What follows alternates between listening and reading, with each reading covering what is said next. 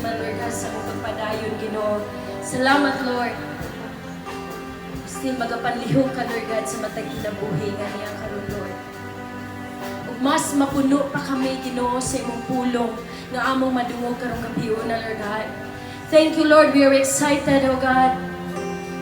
We will have a new setup for OVF karon. Instead of the regular sermon, we'll do a sofa chat para we can answer some of your questions, and maybe Sheena and Dal could also share their knowledge, their wisdom about the Bible and something that they want to share. Okay ba, Sheen? Dal? Let's pray. Let's bow our heads. Lord, we thank you, Lord, for this wonderful night that you have given to us. Thank you, Lord, for your presence. We even thank you, Lord, for your Holy Spirit, Lord, that will be the one, Lord, to open our hearts, Lord, tonight, Lord, as we study your word.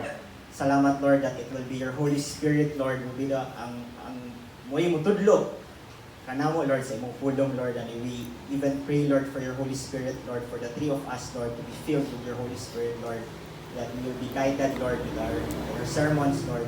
Siya nga set up karon. So kani siya is murag kay kami nag small group man I hope kamo pod na pod mo yung own small group. So kani siya big group na ni siya. But ang style is pina small group nga mag Sir Anirmi naaray outline, but ko ano ni dili na siya yung theology kay dili man ko pastora, dili ko anay soon to be pastor. But ko starting na siya sa ministry, but we just want to share outline or outputs nga maka-help rapod nato in everyday battle sa kinabuhi. Kuan dili siya new theories or new mga kuan, but it's just a way of living ba. Guide on how to fight battles sa kinabuhi. So karon Paila sa Sheen. ay, okay na naman ako. Okay My na name naman is niya? Sheena. Si Wuwu. So, background na mo is we are part of one small group since 2017, 2016. So, kaming tulo ang nagdungan dyan og dako. So, we were the original trio. Karoon na may bagong trio sa main church, si Abby, si Zoe, ug si Wawa. But before, we were the trio. So, kami ang dungan og dako. We grew together in the Word of God, and we battled. Lani na po niya mong puhol. We battled together, but eventually, God was so good to us and used each one of us. Si Dal eventually became a worship leader, while Sheena's also serving the ministry in church and handling the youth small groups silang duwa. So, yeah, if naman tingali sa amoa ang nakabalo sa tanan, but mga dagko na mo mga sala kami ng tulong. So, we developed through small groups, through our small group, we developed that relationship And accountability. and accountability with one another, and intimacy in a good way with one another, that niagi po may away-away. Away-away, niagi po may lood-lood, but eventually, we put really Jesus in the center of it, and eventually nagkaayos na po may. We were part of one band sa una. Remember in 2016 usami ka banda, then before si Pastor Boyet mentored us, so we started a band together, and he mentored me, and we started to write our original song. But si Dal o si Sheena kay very advanced na sila to that time. Kaya ako, I'm not that advanced. So nangluod ko nila kay anong lisod kay ang kanta? This should be atua. But eventually, load and all, but advanced eventually mo to nagka-corner for me. But we're very happy to be here in front and to be with you. Happy ba mo na nagkatapok na punta? Yes. Ay, bro, dili happy? Happy ba mo nagkatapok na punta? Yes. Sige, so kanina we gave out sticky notes ninyo, di ba? Nakahatag na mo tanan sa sticky notes kasi wala kisa na pay ganang ihatag. Ali sa tubangan atong ikuan. And we will take this chance po to answer your questions Samoa. So you will hear it from the lens of someone at your age. Okay? Sige, so atong sugdan dal sa mga questions diha dal. Sige. Kanang come here on earth to be an author only, but to live, to die, and to teach.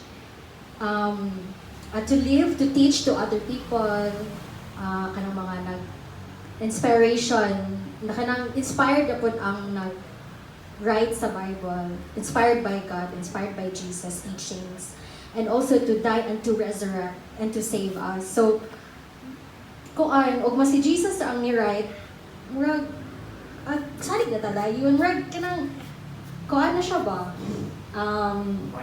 One side, like, kuan na dayon sa Bible na si Jesus ni-write, but, wala siya, ako ang own thoughts report. In my opinion naman, Jesus is the Word. He Himself is the Word man. Okay? So, when Jesus was here on earth, the ministry of Jesus is to show grace, to show love to other people. And for me, the Bible is so perfect that we can read different authors that doesn't dili magka-away ba? So from Genesis to Revelation, written by many authors in the span of thousands of years, but it remained consistent with the message of the Bible. And that alone shows us how great God is in doing it. So di ba mas lami magbasa when we read the God Himself changed Him. And we can read naman in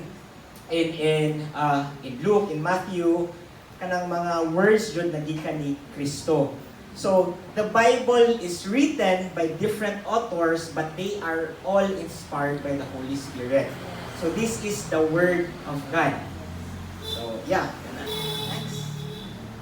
Next question. Disappointed with us when we fail repeatedly. Does God get Question na to. disappointed? Sige na siya fail. So, the question, does God Get disappointed with When? us when we fail repeatedly. I think I shared this, okay? So, ang question is, so don't stop lang. Disappointed pa He si gets sad, tingali. He gets disappointed. But the love of God will never be changed. Meaning, if you come to life, in your life when you receive Jesus Christ as your Lord and Savior, and you got saved by God, and later on, you were like the lost sheep na you wander around off the path of God. The thing that God will do is that God will, according to the Bible, according to the parable, the shepherd went away, leave the 99 just to find the one. That shows how deep God is so in love with us. So, ma-disappoint ba siya? Yes. For me, I think God bleeds every time He sees us na nagpabilin na dihapon diha. But His love is so deep that He will not allow us to be wandering off the world na layo sa iyaha. That's why Paul said, don't you see that this kindness shown by God is meant for us to repent. So every time we, quote-unquote, disappoint God, God is full of grace, and His grace is deeper. This morning we learned that in every sin abounds, grace abounds deeper. Meaning, God will do His best to bring you back into His family. His love will not change, His grace will not change. But don't get me wrong, when you commit a mistake or a sin, you will still reap the harvest or the product of the sin. Meaning, for example, you commit sex without before marriage and nabuntis. Hindi naman pwede mabalik ang bata. You cannot even abort ang bata. Meaning, the product of the sin is there. But the forgiveness of God abounds deeper. Meaning, nasayop ka, but in the family of God, you are still welcome. God still longs for you, and God still longs that mo balik kaniya. That's why he show goodness and love, di ba? Ganun ako mo add og scripture ningon dito nga sa 2 Corinthians 12 verse 9. But he said to me, my grace is sufficient for you, for my power is made perfect When you are in with weakness. So, kabalo ang Ginoo nga mo fail kita every day regardless. And we try to get off that Adamic nature, but all of by the grace of God yun ang tanan. And muna siya, gingon kanina sa preaching this morning na grace is something that you receive. Grace is kanang you receive what you don't deserve. So we don't deserve grace, but yung gihatag freely. All we have to do is to accept. And ang mercy kay you don't receive what you deserve. So dili basta complicated siya, di kay ko explain further, but grace ra gyud ni tanan. Ma-disappoint siya as what Mo said, but grabe ra gyud yang care nato. Yes. In addition to that, we are still in the flesh, my God.